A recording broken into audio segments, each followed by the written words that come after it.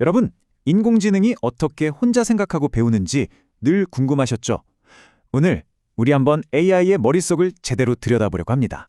마치 2026년 최신 딥러닝 교재를 펼쳐보듯이 그 뇌라고 불리는 신경망을 해부해서 도대체 어떻게 학습이 일어나는지 그 원리를 낱낱이 파헤쳐 볼 겁니다.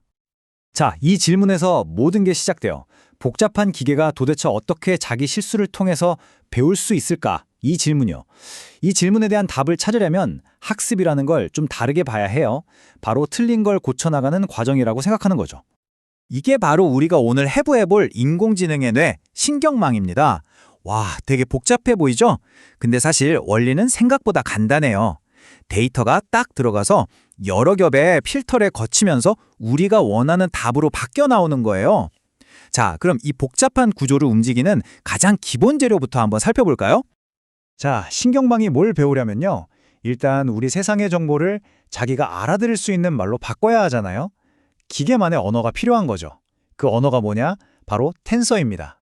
생각해보세요. 우리가 보는 예쁜 사진, 읽는 글자, 듣는 음악, 기계한테는 이게 전부 다 그냥 숫자로 보여요. 숫자 덩어리인 거죠. 이 딥러닝 세계에서는 모든 걸 이렇게 숫자의 배열로 번역해야만 이제 좀 알아듣겠네? 하면서 대화가 시작되는 겁니다. 데이터 구조는 되게 간단한 데서 시작해요. 점 하나, 그냥 숫자 하나죠. 이걸 스칼라라고 불러요. 이 점들이 쭉 이어지면 선이 되죠. 이게 바로 숫자의 리스트, 벡터입니다. 그리고 이 선들이 모여서 면이 되면 숫자로 꽉 찬 격자 모양의 행렬이 되는 거고요. 그리고 이 모든 걸, 그러니까 점, 선, 면, 이걸 다 합쳐서 부르는 이름이 바로 텐서인 거예요. 3차원, 4차원, 그 이상의 복잡한 데이터까지도 그냥 텐서 하나로 퉁칠 수 있는 거죠. 딥러닝 세상의 만국 공용어라고나 할까요? 딥러닝은 바로 이 텐서라는 언어로 우리 세상을 바라보고 이해하는 겁니다. 이게 그냥 어려운 수학 이론 같지만 전혀 그렇지 않아요. 실제로 코딩할 때는 파이썬에 넘파이 같은 라이브러리가 있거든요. 이걸 쓰면 이런 복잡한 숫자 덩어리, 즉 텐서를 진짜 몇 줄 안 되는 코드로 막 주무를 수 있어요. 데이터를 붙였다 뗐다 원하는 부분만 쏙 빼내는 거, 이런 게 정말 놀랍도록 쉬워져요. 자, 근데 여기서 딱 하나 아주 중요한 걸 구분해야 합니다. 우리가 모듈에 넣어주는 데이터 있죠? 사진 같은 거요. 이런 일반 텐서는 한번 들어가면 안 바뀌어요. 고정값이죠. 하지만 모듈이 배워야 할 지식, 즉 가중치라는 값은 학습하면서 계속 바뀌어야 하잖아요. 정답에 가까워지도록. 바로 이 바뀔 수 있는 특별한 텐서를 우리가 변수라고 불러요. 그러니까 딥러닝 학습은 뭐다? 바로 이 변수의 값을 정답에 가깝게 계속 업데이트해 나가는 과정인 겁니다. 좋아요. 이제 데이터가 텐서라는 그릇에 예쁘게 담겼습니다. 그럼 이제 이 재료들을 가지고 요리를 시작해야겠죠? 근데 신경망은 자기가 뭘 더하고 곱했는지 이 모든 계산 과정을 어떻게 하나도 빠짐없이 기억하고 추적할 수 있을까요? 마치 지도를 그린다고 생각해 보시면 쉬워요. 신경망이 하는 모든 계산, 덧셈, 곱셈 하나하나가 이 지도에 전부 기록되는 거예요. 이 지도를 연산 그래프라고 부릅니다. 어떤 데이터가 들어와서 어떤 길을 거쳐서 어떤 결과물로 나갔는지 그 모든 발자취가 이 지도에 고스란히 남는 거죠. 그래서 데이터가 맨 처음 딱 들어와서 이 연산 지도에 그려진 길을 따라서 쭉쭉 앞으로 나아가는 거예요. 여러 계산 단계를 거쳐서 마침내 이건 고양이야 같은 최종 예측값에 도달하겠죠. 이렇게 정보가 앞에서 뒤로 순서대로 흘러가는 과정을 순전파라고 부릅니다. 말 그대로 정보가 순방향으로 전파된다는 뜻이죠. 근데 여기서 진짜 놀라운 게 뭔지 아세요? 이 복잡한 연산 지도를 우리가 하나하나 손으로 그릴 필요가 없다는 거예요. 텐서플로우나 파이토치 같은 도구 안에 자동 미분, 영어로는 오토그라드라는 아주 똑똑한 엔진이 들어있거든요. 얘가 우리가 코드를 실행하면 알아서 뒤에서 이 지도를 다 그려줘요. 우리가 한 모든 계산의 흔적을요. 그리고 바로 이 지도가 나중에 기계가 자기 실수를 되돌아보는 결정적인 단서가 됩니다. 자, 이제 드디어 오늘의 하이라이트입니다. 예측을 했는데 틀렸어요. 그럼 신경망은 방금 만든 그 연산 지도를 가지고 대체 어떻게 자기 실수를 바로잡고 더 똑똑해지는 걸까요?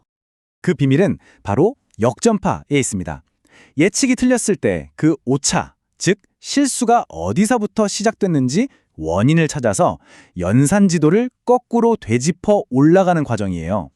이때 수학에 연쇄 법칙이라는 걸 쓰는데요. 이게 뭐냐면 최종 결과가 잘못 나왔을 때 야, 너는 얼마나 잘못했어. 너는 또 얼마나 책임이 있어 하면서 그 과정에 기여한 모든 녀석들에게 책임의 크기를 공정하게 나눠주는 거예요.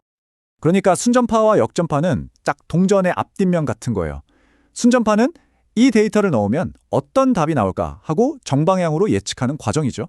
반면에 역전파는 어라? 답이 틀렸네? 대체 어디서부터 꼬인 거지? 하면서 거꾸로 원인을 추적하는 과정이고요. 이 예측하고 추적하고 고치고 이 과정을 계속 반복하는 게 바로 딥러닝의 학습입니다. 와, 이 정도면 완벽한 학습 방법 같죠? 과학자들도 그렇게 생각했어요.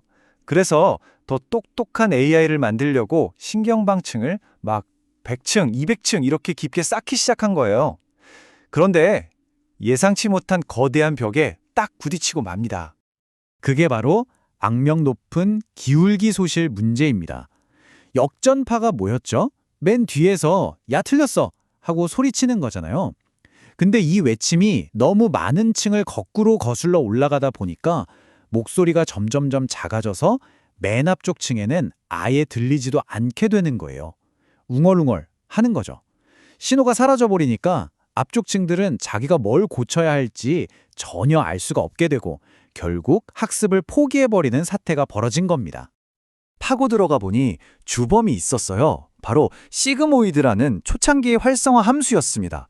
얘가 좀 문제가 있었는데 신호가 자기를 한번 통과할 때마다 그 신호의 힘을 약하게 만드는 특성이 있었던 거예요. 우리 1보다 작은 숫자를 계속 곱하면 어떻게 되죠?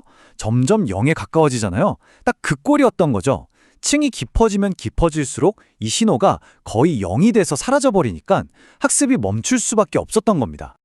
그런데 정말 아이러니하죠. 딥러닝의 발목을 잡았던 이 활성화 함수가 반대로 딥러닝을 구원하고 그 잠재력을 폭발시키는 결정적인 열쇠가 되거든요. 이 흐름을 보시면 딥러닝 혁신의 역사가 한눈에 보입니다. 과거에 시그모이드가 일으켰던 문제를 해결하기 위해 혜성처럼 등장한 게 바로 렐루예요. 이건 진짜 게임 체인저였어요.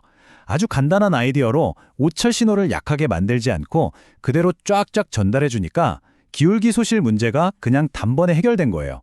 독빈의 아주 깊은 신경망도 학습시킬 수 있게 됐죠. 그리고 현재 트랜스포머 같은 최첨단 모델에서는 이 렐루를 한 단계 더 발전시킨 젤루나 스위시 같은 함수들이 새로운 표준으로 자리 잡고 있습니다. 렐루가 얼마나 간단하냐면요. 규칙이 딱 이거예요. 너 양수네? 그냥 통과. 음수야? 그럼 0으로 만들어버려요. 아주 화끈하죠. 반면에 젤루는 이 0이 되는 지점을 칼로 자르듯이 딱 자르는 게 아니라 아주 부드럽게 곡선으로 처리해요.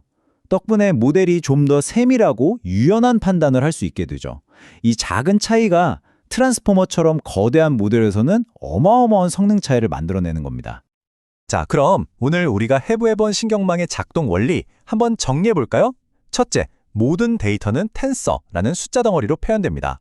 둘째, 모든 계산 과정은 연산 그래프라는 지도에 꼼꼼히 기록되고요. 셋째, 모델은 이 지도를 거꾸로 되짚어가는 역전파를 통해 자신의 실수를 배웁니다. 그리고 마지막으로 렐루 같은 똑똑한 활성화 함수 덕분에 아무리 신경망이 깊어져도 길을 잃지 않고 학습을 계속할 수 있게 된 거죠. 결국 이거예요. 일단 예측하고 틀렸는지 확인하고 원인을 거슬러 올라가서 고친다. 이 단순하면서도 정말 강력한 반복의 고리. 이게 바로 오늘날 세상을 바꾸고 있는 인공지능의 심장입니다. 그리고 여러분은 방금 그 심장이 어떻게 뛰는지 그 핵심 원리를 완전히 이해하신 겁니다. 자, 이제 기계가 어떻게 배우는지 그 근본 원리를 아셨잖아요. 그럼 한번 생각해 보세요. 이렇게 스스로 배우고 똑똑해지는 존재에게 여러분이라면 무엇을 가르치고 싶으세요? 어떤 문제를 풀게 하고 싶으신가요? 그 답은 이제 여러분의 상상력에 달려 있습니다.